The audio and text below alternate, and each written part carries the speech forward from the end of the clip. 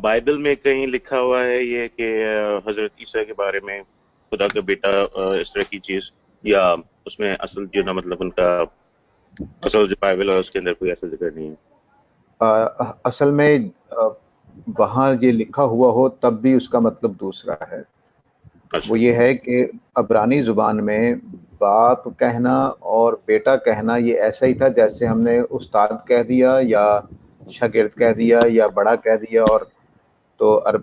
مثلاً حضرت عیسیٰ پورے یہودیوں کو کہتے ہیں تمہارا باپ تمہیں کہتا ہے، یعنی اللہ تعالیٰ کے بارے میں وہ کہتے ہیں یہودی پورے قوم کو کہ تمہارا باپ تمہیں یہ کہتا ہے۔ تو اس کا مطلب یہ ہوا کہ عبرانی زبان میں باپ بول کر مالک رب مراد ہوتا تھا، اور اس کے ہم جب باپ ہے وہ تو ہم بیٹے ہوئے، مطلب کیا ہوا کہ ہم اس کے بندے ہوئے۔ تو عبرانی میں یہ مسئلہ ہوا جس کو غلط ٹرانسلیشن کر دیا انگریزی میں جب کیا گیا، تو یا پرانے لوگوں نے بھی بعض نے یہ سمجھ لیا کہ شاید یہ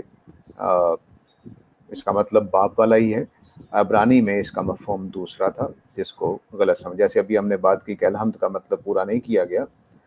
جبکہ الحمد کا مطلب شکر کا ہے، صرف تعریف کا نہیں ہے، تو یہ خرابی ہوئی۔ اسی طرح سے عبرانی میں باپ کا مطلب رب ہے۔